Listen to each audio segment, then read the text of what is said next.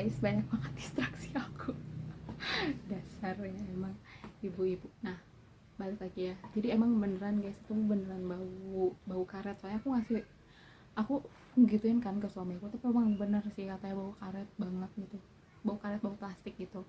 Udah beres. Nah, itu kan induksi ketiga ya, itu aku cuma merasakan sakit guys. Bingung gak sih sebenarnya, kayak itu sampai aku ini sih kayaknya, karena aku ngomong kayak gitu, kayak induksi gini doang gitu kan ya, jangan dicontoh ya guys.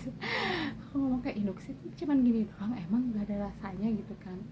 Dah terus apa namanya, sampai diganti ke labu keempat.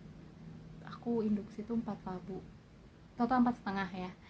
4 di labu keempat itu kalau nggak salah tuh pembukaannya tuh udah naik itu, udah di 6 kalau nggak salah ya, 6 atau 7 ya, 6 6 di 6, bayangin udah 4 labu masih di 6.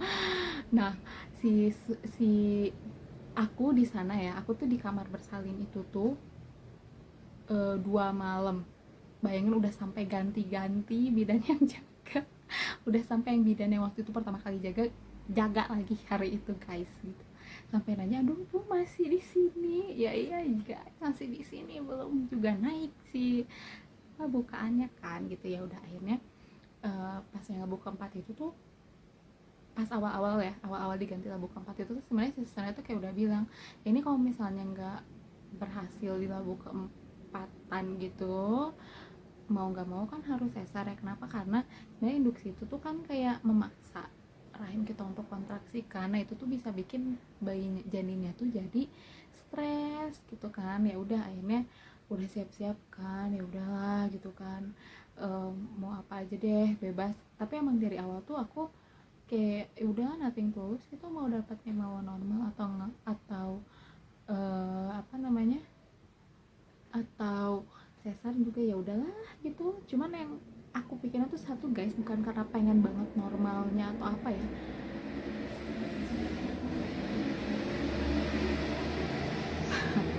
satu yang aku pikirin kenapa aku nggak mau sesar, karena aku melihat dari review yang bikin sakit itu suntikan anestesinya yang katanya di tulang belakang, itu yang aku paling gak mau. Jadi alasan aku nggak mau sesar tuh karena itu guys, bukan karena nggak mau nanti diomongin orang sesar atau apa tuh, bukan, tapi karena itu, karena takut disuntiknya. Nah udah kan, abis itu akhirnya udah nih yang balik lagi ya labu keempat.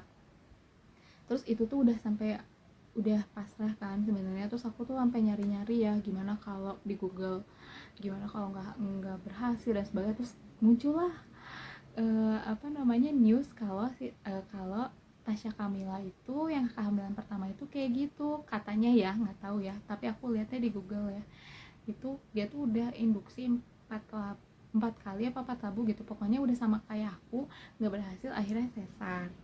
Terus kayak udah, ya sudah lah, ya sudah. Nah malam tanggal 25 itu tuh aku udah langsung disuruh makan, karena aku uh, harus udah nggak boleh makan, nggak boleh minum juga kalau nggak salah itu dari jam 9 malam. Kayaknya sih kalau aku mikir kayaknya jaga-jaga ya kalau misalnya harus sampai sesar. Jadi udah langsung harus puasa gitu, tapi nggak tahu juga ya, ini sotoy-sotoyan aku. Terus abis itu udah kan, udah nggak makan, dan masih di bukaan 6 mau ke 7 kalau nggak salah. Aduh masih jauh deh, nggak jauh banget sih, tapi maksudnya masih 10 gitu, harus ke 10. Nah tapi pas di labu 4,5 itu guys, mulai ada rasa awalnya tuh kayak linu mau dapet, kayak gitu sih. Jadi sebenarnya nggak yang sakit-sakit banget, karena aku tuh emang kalau misalnya dapet itu dari dulu alhamdulillahnya nggak pernah yang sakit sampai nggak bisa ngapa-ngapain gitu loh, kayak udah paling linu-linu pegel gitu. Nah itu sama kayak gitu. Nah terus udah kan apa namanya, akhirnya aku waktu itu mulai ngerasain nambah tuh, sakitnya tuh udah mulai agak nambah, tapi kayak masih ya bisa ditahan gitu loh. Jadi pain tolerance aku tuh kayaknya agak cukup tinggi ya, agak cukup tinggi. Nah tapi udah mulai nggak enak, apa namanya tuh, di atas bokong tuh apa, tulang belakang ya, tulang belakang bawah tuh udah mulai pegel, udah mulai nggak enak, jadi minta disapin kan sama suami aku. Nah ini juga sih sebenarnya yang uh, awal dari segala kesakitan ya. Jadi mulai dari situ tuh udah mulai sakit, terus lama-lama tuh makin loh, beneran makin nambah. Jadi sakitnya tuh linu iya, mules iya gitu loh. Linunya tuh kayak linu yang bener-bener pengen kayak diginiin gitu loh, kayak diginiin. Nah itu tuh kayak udah mulai meneteskan air mata. Tapi aku tuh ngadep, tidurnya tuh ngadep sana, terus suami aku tuh di belakang aku ngesap-ngesap gitu kan. Tapi kayak nggak boleh, aku nggak boleh terlihat menangis gitu waktu itu. Aku harus kuat gitu. Jadi aku kayak meneteskan air mata, terus kayak kita udah nggak kelihatan, biar nggak kelihatan. Udah, terus habis itu nambah guys, nambah sakitnya tuh. Itu tuh kalau nggak salah kayak jam 11-an gitu tuh udah nambah sakitnya gitu, udah lumayan sakit ya. Terus dicek lagi kan, sampai ya guys, sampai ngerasa sakitnya tuh kan aku paling nggak suka ya cek bukaan. Sampai cek bukaan itu tuh udah nggak ngerasain sakit sama sekali, kayak nggak ngerasa apa-apa karena udah ketutup sama sakitnya mules sama linunya itu. Tapi aku bersyukur alhamdulillah induksi aku itu pertama berhasil, kedua juga aku ngerasain sakitnya itu di akhir-akhir pas mau ngelahirin, alhamdulillahnya seperti itu. Nah habis itu balik lagi, udah udah mulai sakit banget. Itu sakit banget, gak tahan banget. Jadi ternyata aku tuh baru tahu kalau ternyata tuh sesakit itu, dan kayak sepengen ngeluarin itu gitu loh. Nah waktu itu tuh pas dicek baru bukan 8, masih ada 2 bukaan lagi, dan kan udah sesakit ini gitu kan. Nah kalau nggak salah pas itu tuh si bidannya tuh udah mulai langsung nelfon dokternya buat datang ke rumah sakit gitu. Pas itu tuh sakitnya tuh udah bukan lagi ada interval waktu kayak per 5 menit, per 10 menit gitu, enggak, itu bener-bener nonstop. Jadi kayak abis si booster cek bukaan, kayak nggak lama dari itu terus aku tuh udah teriak-teriak guys, udah kayak aduh sakit, udah kayak gitu kan, kayak aduh cek lagi, udah kayak minta cek terus. Jadi ketagihan, akhirnya dicek lagi, masih bu, makin sih bukan 8, masa masih bukan 8, udah kayak gini. Baru aku merasakan guys, ternyata pas lagi gitu tuh emosi kita bisa meluap ya gitu. Udah, terus abis itu sampai aku udah nggak tahan lagi, terus aku bilang udah nggak tahan, aku bilang udah mules banget tuh, mulesnya kayak kita mau pup tapi nggak dibolehin pup, tapi udah kebelet banget, tau gak sih, tapi nggak dibolehin pup gitu, tapi udah kebelet banget, udah nggak bisa, aku harus keluarin ini gitu. Nah kayak gitu.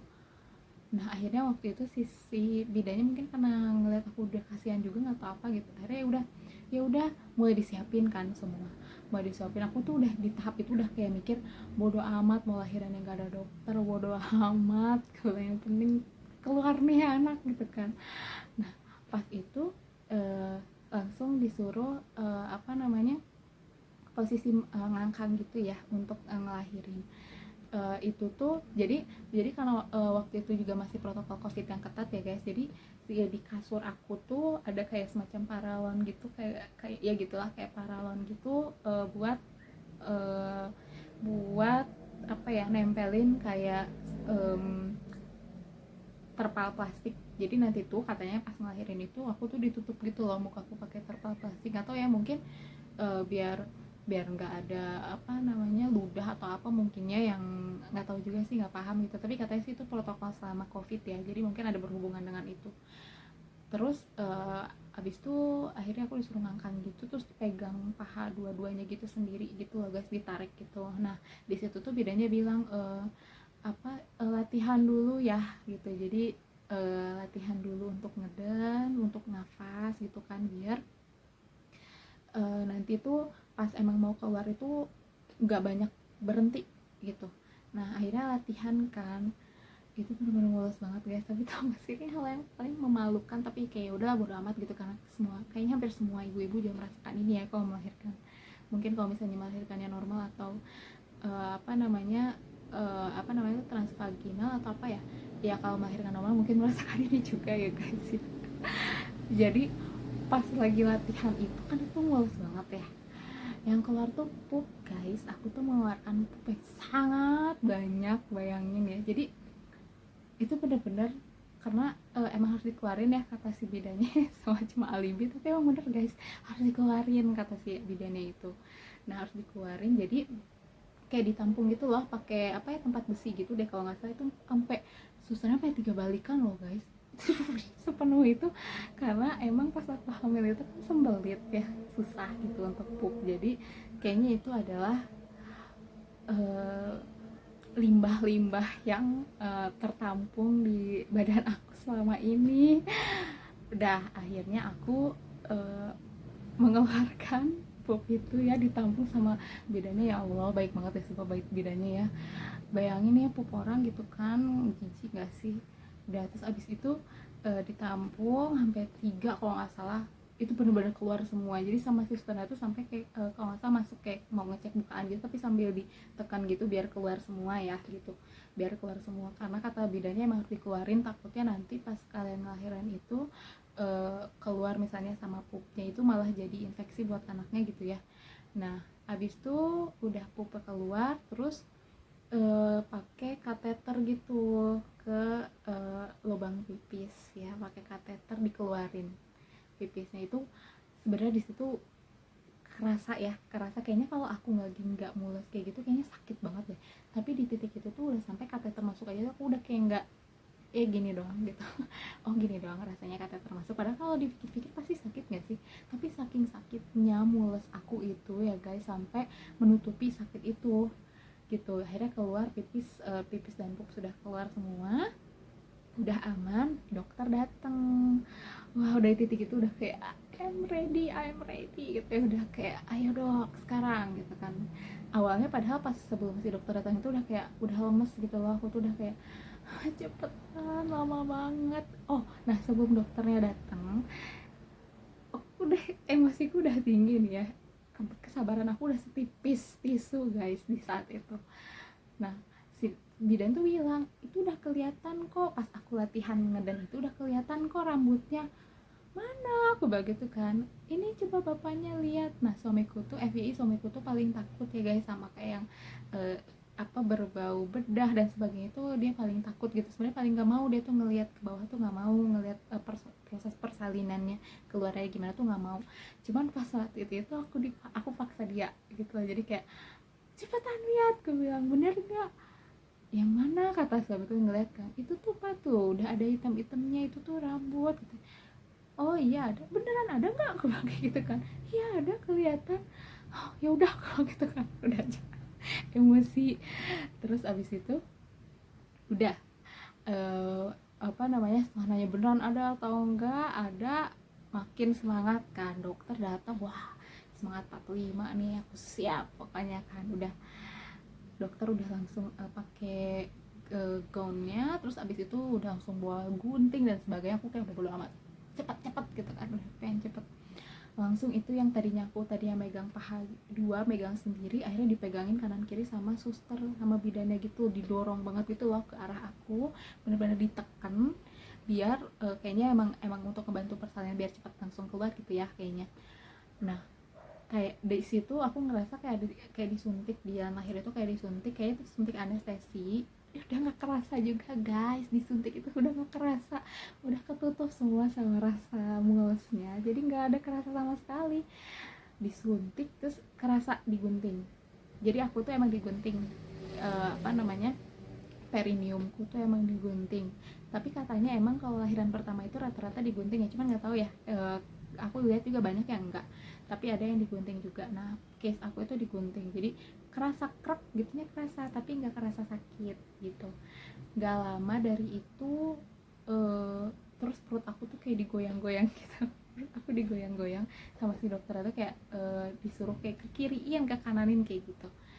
Terus abis itu ya udah dikiriin ke kananin. Oke, tadi sempat ada iklan dulu karena ternyata anakku bangun, jadi harus menyusu dulu. Oke, kita lanjut ya. Jadi tadi udah sampai mana ya? Oke, jadi tadi udah sampai aku tuh udah didorong gitu ya, kaki itu, kedua kaki sama susternya sudah digunting juga. Dan gak lama setelah itu, jadi aku langsung di situ, padahal sebetulnya ya kalau aku pikir ya, aku tuh udah kayak pikiran aku tuh pokoknya yang penting lahir. Tapi di situ tuh aku keingetan sama video YouTube yang aku tonton, bidan kriwil kalau apa ya, lupa aku lupa deh namanya apa, maaf ya kalau salah gitu. Itu kalau nggak salah pokoknya cara teknik bernafas gitu. Nah, aku dikasih tahu itu kan di video YouTube itu. Nah, itu aku praktekin pas waktu itu. Alhamdulillah itu cepat banget keluarnya. Mungkin ditambah juga ada bantuan digunting perineum juga. Alhamdulillahnya cepet keluarnya. Udah alhamdulillah nangis anak aku pas keluar. Itu tanggal 26 jam, hampir jam 1, jam 00 sekian gitu, aku lupa. Maklumnya aku tuh lupa deh orangnya. Udah anakku keluar, suami aku lihat anak aku, karena waktu itu emang aku udah bilang kalau misalnya pas anaknya keluar itu diikutin aja, aku bilangnya aku ya nggak apa-apa gitu udah. Terus anak aku kan biasa ya kayaknya kayak disedot biasa, tuh pakai pakai selang gitu ya kayaknya kalau nggak salah, biar biar lendir-lendirnya keluar. Terus aku, ini dia ini dia cerita selanjutnya. Jadi aku kira itu semua sudah berakhir, ternyata belum. Ternyata setelah udah keluar anaknya, perutku itu dari jalan lahir itu kayak di obok-obok gitu loh guys, kayak di obok-obok, tapi beneran kayak di obok-obok. Tapi itu tuh emang karena mengeluarin ari-ari ya, jadi kayak digituin, kerasa kerasa banget ke perutku. Tapi itu kan aku tuh di situ ya, situasi aku capek, ngantuk, udah teler banget. Jadi aku tuh kayak udah gitu setengah sadar, udah kayak pengen tidur banget, bawaannya tuh ngantuk banget gitu. Tapi kerasa gitu kayak diginiin keluar kayaknya ya tuh ari-ari. Terus abis itu kayaknya aku ngerasanya kayak ada sesuatu yang dimasukin, mungkin perban kali ya. Itu kerasa kayaknya dibersihin ya kalau nggak salah sih. Step by stepnya tuh abis keluarin ari-arinya terus dibersihin dalamnya. Terus abis itu dijahit, habis itu dijahit. Nah, pas proses jahit ini guys, si anestesi yang tadi pas awal lagi disuntik itu lama-lama kayaknya hilang. Soalnya sebenarnya pas dijahit itu kerasa ya ada kayak yang masuk gitu ke kulit kita tuh kerasa, tapi sebetulnya nggak sakit. Lama-lama jadi sakit, itu bener-bener kayak kulit aku dijahit tapi aku ngerasain sakitnya. Itu aku sambil kayak setengah sadar kayak aduh sakit gue bang gitu. Terus dokter kayak sakit, nah sakit gue bang gitu kan. Terus kayak disuntik lagi, itu disuntik kerasa lagi, kerasa. Kalau mau tahu disuntiknya di mana, kayaknya pas yang aku kedua kali disuntik itu rasanya di jalan lahir, di dinding luar jalan lahir. Itu kerasa banget. Alhamdulillah, syukurillah. Kerasa banget. Jadi disuntik di situ, tapi abis itu pas dijahit lagi udah nggak kerasa lagi. Kerasanya itu cuman kayak ada yang masuk, kayak ada kerasa sih sebenarnya kayak dijahit, kayak ada jarum yang masuk keluar, jarum masuk keluar, tapi nggak sakit gitu. Tapi cuman kerasa ada sesuatu yang masuk. Udah beres itu dijahit itu lumayan agak lama deh kayaknya ya, agak lama. Abis itu udah beres, dokternya keluar udah terima kasih, makasih, tapi makasih tuh udah sampai makasih dok, udah kayak nggak kedengaran nih suaraku juga. Terus abis itu aku disuruh ganti baju. Bayangin, baru melahirkan disuruh ganti baju, tapi ambil tiduran gitu. Jadi sama bidannya disuruh pakai baju yang kalau bisa yang ada sletingnya gitu ya, biar gampang untuk menyusui. Setelah itu aku setelah ganti baju itu, jadi jadi kita itu gini, pas sebelum melahirkan itu tuh kita kan dikasih list ya apa aja yang harus dibawa. Listnya itu ada handuk kecil sama ada gurita. Nah, aku waktu itu tuh belinya korset guys, aku beli korset. Terus pasti tanya sama susternya bawa perlengkapan itu atau enggak. Nah, yang aku nggak bawa itu si handuknya, jadi akhirnya beli langsung di sana. Terus jadi pas setelah ganti baju, kita tuh istilahnya kita nggak pakai celana dalam, tapi celana dalamnya itu diganti jadi handuk tadi. Jadi kayaknya kalau aku pikir itu kayak pengganti Softex ya kayaknya. Jadi kalau handuk itu kan mungkin daya serapnya lebih tinggi dan lebih tebal ya gitu, karena kan kalau nifas biasanya katanya banyak. Terus akhirnya pakai handuk tadi gitu ya, apa namanya, dijadiin kayak kayak pembalut. Terus cara biar dia bisa stay-nya itu adalah harusnya pakai gurita, tapi aku pakai korset, jadi stay kan depan belakang gitu ya, ujung si handuknya itu depan belakang stay. Udah, nah abis itu aku jadi suruh bawa kain samping. Nah setelah baju udah dipakai, dari perut ke bawah itu pakai kain samping gitu, dililit gitu. Itu kesusahan banget sih aku sejujurnya pas ganti baju dan pakai kain samping itu, tapi saya dibantuin sih, cuman bisa dibayangkan baru beres ngelahirin lagi capek-capeknya banget, terus kayak ada ketakutan. Jadi aku tuh ada ketakutan untuk bergerak guys, karena takut kerasa jahitan, takut sakit, takut robek dan sebagainya. Tapi akhirnya bisa karena dibantuin. Nah setelah beres itu mungkin kalian bertanya-tanya kenapa nggak pas langsung banyak keluar langsung IMD. Aku juga nggak tahu, karena kayaknya pas setelah banyak keluar tuh langsung diobservasi, terus diiniin apa namanya, si lendirnya dan sebagainya, baru dan itu bersamaan sama aku perawatan aku ya. Jadi aku beres, bayinya beres, terus langsung IMD gitu ya. IMD itu aku dalam keadaan udah pakai baju yang bersih. uh, Lumayan lama kok itu IMD-nya. Cuman kan kalau misalnya aku yang cek di YouTube lagi-lagi di YouTube itu dibiarin aja ya anaknya untuk bisa nyari puting susunya sendiri. Nah anakku tuh dia kena nggak sempet kena puting susu dan nggak sempet nyusu pas saat itu. Ini juga akan jadi cerita aku ya. Kayaknya akan video berbeda deh karena ini udah kepanjangan banget. Jadi nanti akan ada cerita melahirkan dan cerita perjalanan aku menyusui dan juga aftermath dan juga recovery aku dari melahirkan gitu ya. Jadi biar jadi 2 video yang berbeda dan gak terlalu kepanjangan. Oke lanjut.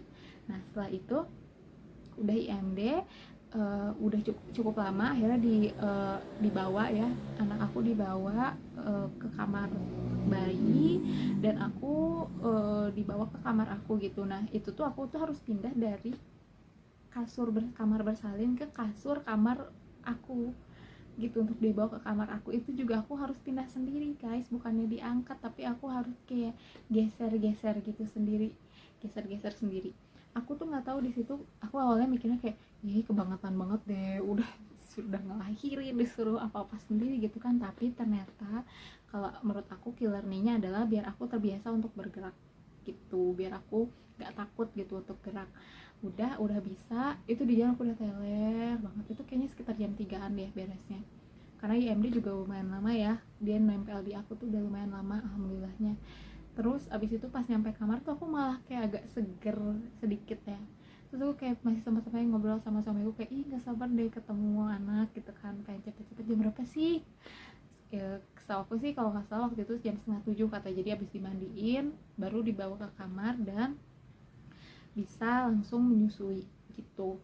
Nah FYI waktu itu kamar aku itu apa namanya, kelasnya adalah kamar yang untuk satu orang gitu. Jadi nggak dicampur sama orang lain, makanya anaknya bisa tidur bareng ibunya gitu, bisa bareng sama ibunya. Karena kalau setahu aku waktu itu ya, nggak tahu sekarang, kalau misalnya kan kamar ada kelas-kelasnya ya. Nah kalau di kamar itu yang dicampur sama orang lain, misalnya isinya 2 pasien atau 4 pasien dan sebagainya, itu nggak boleh dibawa ke kamar bayinya. Jadi paling kita yang ke kamar bayi gitu, setahu aku waktu itu kayak gitu ya, nggak tahu kalau sekarang.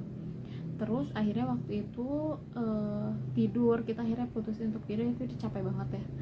Terus guys itu aku kayak udah gak nyadar diri, kayak aku tuh udah ileran kena baju aku tuh warna merah. Bayangin iler di baju merah membuat sebuah pola. Ini FYI aja, aku juga agak malu sih sebenarnya, cuman kayak ya udah gitu, itu kan ada sebuah proses dimana aku setelah melahirkan, betul.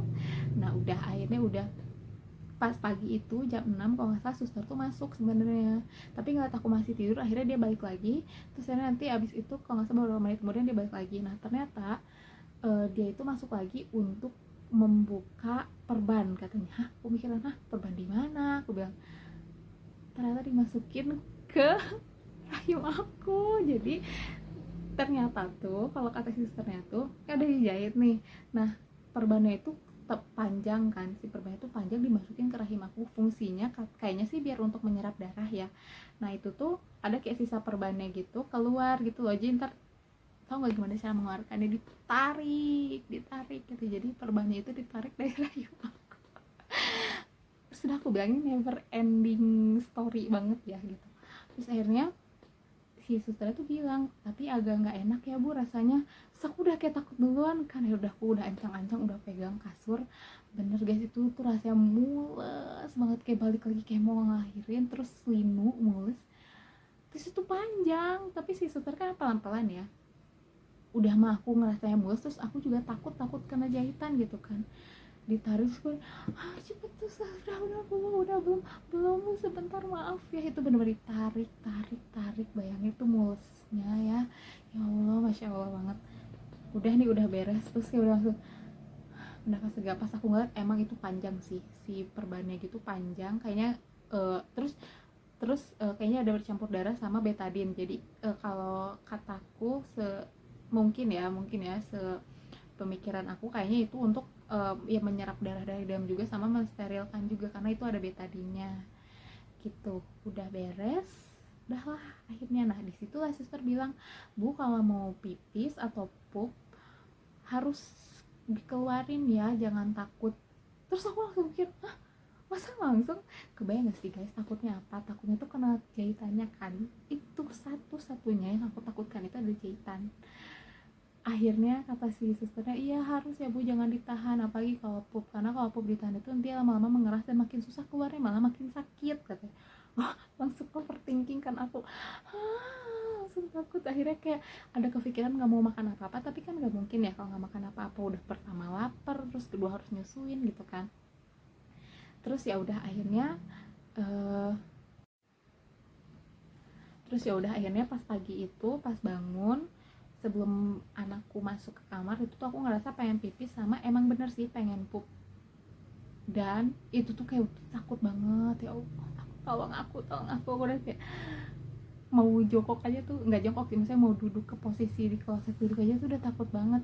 Terus susternya tuh bilang dibersihinnya tuh harus sampai bersih. Kenapa? Karena takutnya ada kotoran-kotoran yang nempel di jahitannya, jadinya infeksi tuh malah bisa bikin jahitannya copot dan harus jahit ulang gitu kan. Jadi kan kayak semakin bertambah lah overthinking aku gitu. Terus ya udah akhirnya mau nggak mau ya aku, terus kata susternya harus merasakan jahitannya itu ada di mana gitu, harus pakai tangan kita sendiri. Aku udah kayak apa gitu kan. Terus ya udah akhirnya pipis sama pup. Alhamdulillah syukurillahnya pupnya memang lebih lunak ya, mungkin karena ampas dan ini maaf ya mungkin agak jorok ya, tapi memang kayak gitu ya kenyataannya guys. Jadi ini bukannya sesuatu yang, menurutku ini sesuatu yang harus kalian tahu juga karena ini bagian dari proses melahirkannya gitu. Jadi mungkin si limbah-limbahnya itu emang udah keluar, jadi kayak baru lagi gitu loh, kayak jadi jauh lebih lancar gitu ya keluarnya, alhamdulillahnya. Jadi nggak harus ngeden, dan kita tuh nggak boleh ngeden. Jadi si susternya tuh bilang pokoknya kalau mau pup kita nggak boleh ngeden, jadi harus ya udah gitu biarkan dia mengalir seperti air keluar gitu kan. Ya udah akhirnya keluar alhamdulillah, terus bisa dibersihkan sendiri ya pakai tangan kita sendiri. Kerasa juga jahitannya di mana gitu, jadi aku tahu oh di sini nih jahitannya gitu. Dan aku tuh bisa ngeliat oh sepanjang apa jahitan, nggak ngeliat, merasakan sepanjang apa jahitan itu gitu. Nah udah setelah itu paginya langsung di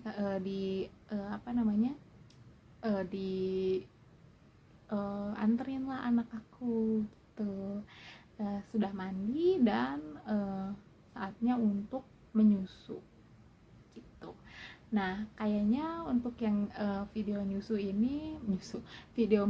ini aku akan upload di video yang berbeda ya gitu, karena ini juga salah satu journey yang panjang guys untuk aku bisa menyusui anak aku. Karena aku juga kan ya maksudnya walaupun aku ikut kelas menyusui ya sebelumnya gitu online, tapi ternyata nggak semudah itu ya untuk mempraktekannya gitu, karena akunya kesulitan, anak akunya juga belum bisa menyusui gitu kan. Jadi itu emang panjang ya guys ceritanya, nanti aku akan ceritakan lagi. Ini juga bisa jadi salah satu apa ya, maksudnya kayak pengalaman juga yang aku bisa share ke kalian gitu, karena ini berarti banget apa namanya, perjalanan menyusui ini dan juga perjalanan aku recovery dari melahirkan, dan ada sedikit baby blues juga gitu. Jadi aku akan ceritain di video selanjutnya biar nggak terlalu panjang, dan kayaknya ini video ini juga dibagi jadi dua deh kayaknya ya, kayaknya ini ya. Nanti aku akan lihat dulu hasilnya akan berapa lama, tapi kalau kepanjangan video ini akan dibagi menjadi dua video, part 1 dan part 2. Terus nanti akan ada part cerita menyusui, dan kalau bisa nanti disatuin sama part recovery dari melahirkan gitu. See you guys.